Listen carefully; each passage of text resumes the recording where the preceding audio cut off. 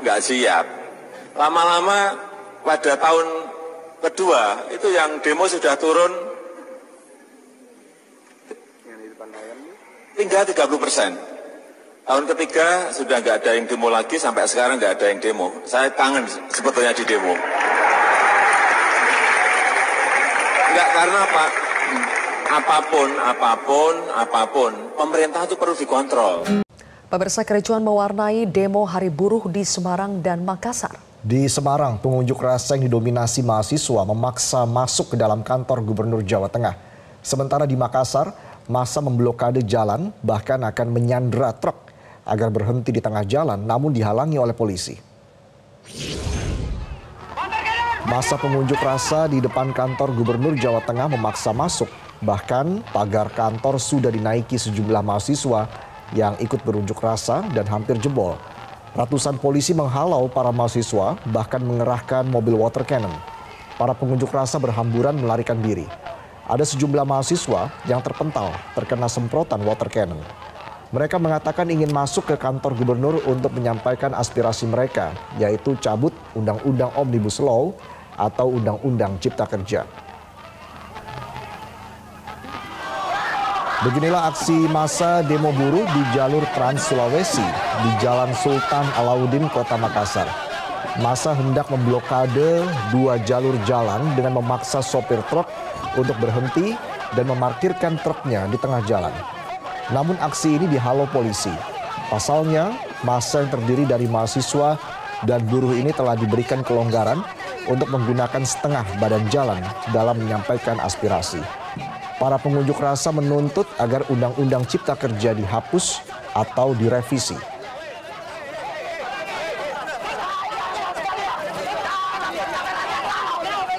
Jelajahi cara baru mendapatkan informasi. Download Metro TV Extend sekarang.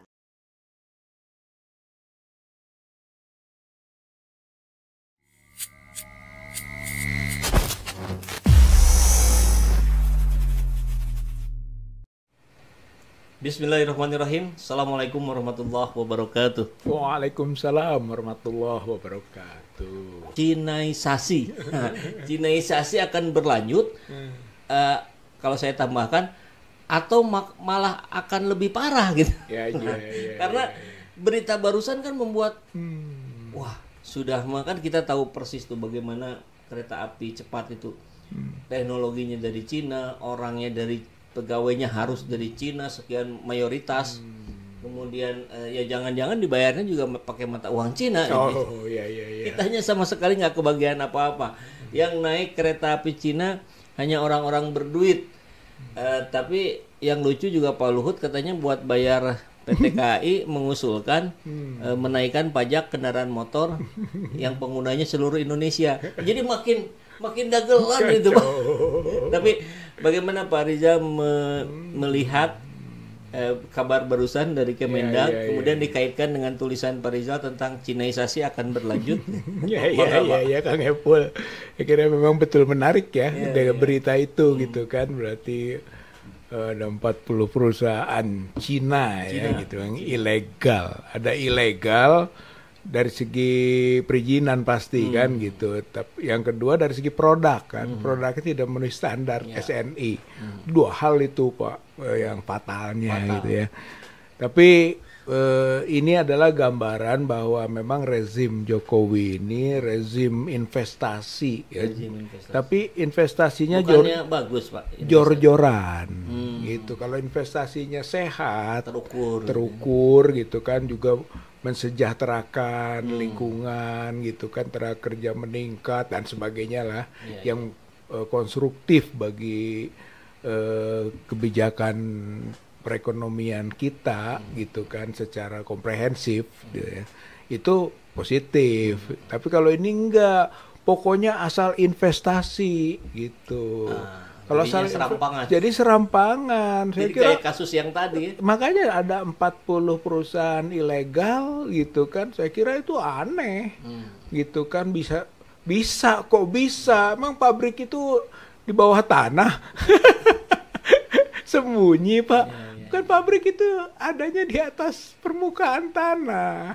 Itu masyarakat tentu tahu, melapor, melihat. Belum instansi, Pak, pemerintah daerah, semua itu pasti akan terlibat gitu kan, sekurang-kurangnya melihat, mengawasi.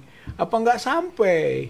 Masa sampai 40 perusahaan baja lagi, Pak?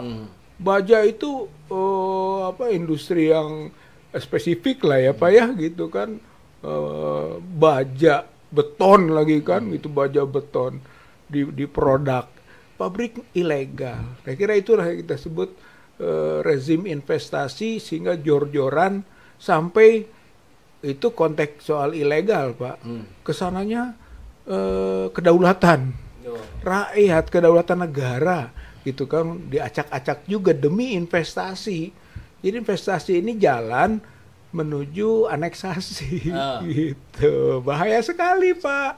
Gitu, apalagi ini Cina gitu. Tadilah kita kaitkan dengan itu, jadi ingat Pak. ini Pak Rizal, penyampaian dari Perdana Menteri Singapura kalau tidak salah itu kita dengar bahasanya pun seperti yang mengolok-olok gitu. Kita tahu negara kita kecil, tapi negara sebelah Indonesia, negara yang begitu besar, selalu dalam setiap pertemuan minta-minta kita sebagai investor. Padahal kita sudah invest sangat besar-besaran, tapi tetap saja minta-minta. Ini kan, harga diri. Ya betul, Pak. Jadi memang pemimpin kita, presiden dan menteri-menteri yang bertanggung jawab atas ini itu tidak punya wibawa ya, gezah, dan tidak punya tadi harga diri itu ya. Sebenarnya dia harusnya punya harga diri. Jadi rezimnya investasi, tapi sebenarnya itu mengemis gitu, Pak. Rezim pengemis gitu. Dia ke sana minta investasi, hutang luar negeri, ngait lah gitu, antara investasi dan hutang biasanya kan. Satu dengan yang kalau lain. yang terjadi di Rempang itu sama IKN lah misalkan, seperti yang ditulisan Pak Rizal itu sama. Jadi kasus Rempang itu sebenarnya kan juga minta ada investasi, sehingga apapun syaratnya dipenuhi.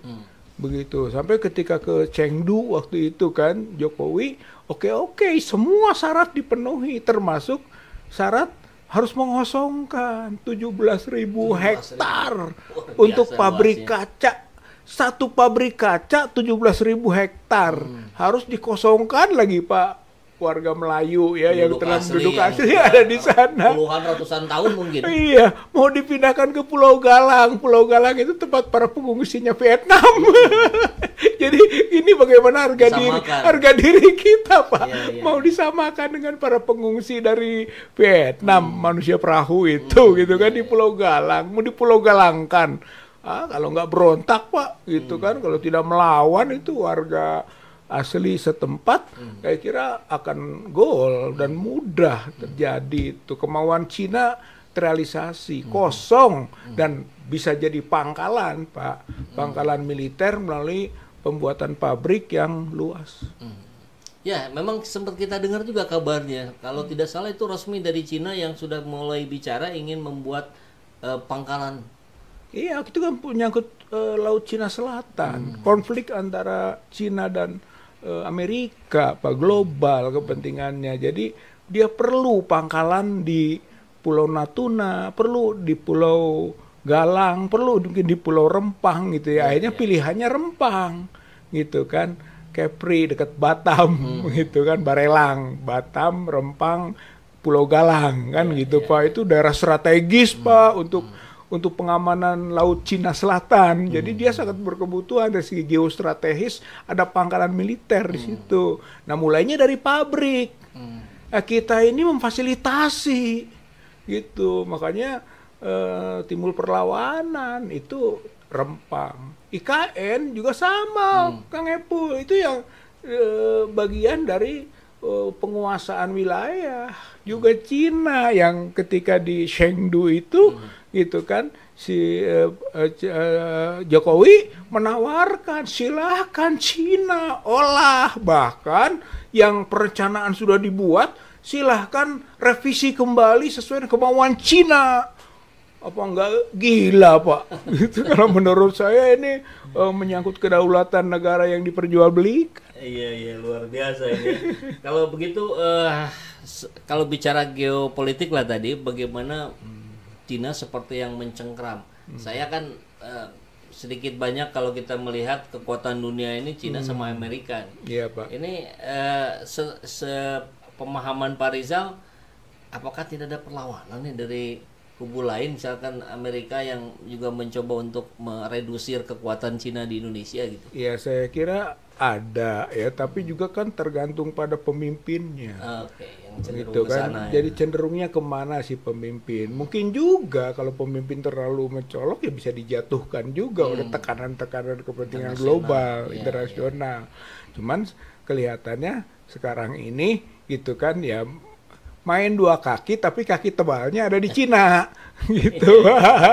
Kaki yang bengkaknya ada di Cina, ini kakinya dua tapi yang bengkaknya ada di Cina ini gitu kan. Kalau udah bengkak itu sulit buat diangkat lagi, kan? Sulit diangkat lagi, udah berat dia mengangkatnya, dan itulah yang dilakukan rezim Jokowi gitu kan. Sehingga tadi kasus IKN misalnya sama, IKN Pak, investasi, investor, siapa yang bisa? Lahan dijual nanti untuk siapa? Yang pasti pengusaha-pengusaha besar. Pengusaha besar itu dari pengusaha yang terafiliasi dengan Cina gitu. Jadi itu Cinaisasi. Kalau jadi sehingga tadi program Rempang, program IKN itu bagian dari Cinaisasi secara tidak disadari itu, Pak. Mungkin mulanya enggak, tapi mengingat keadaan tidak punya ini, tidak punya itu, dipersilahkan Cina menganeksasi.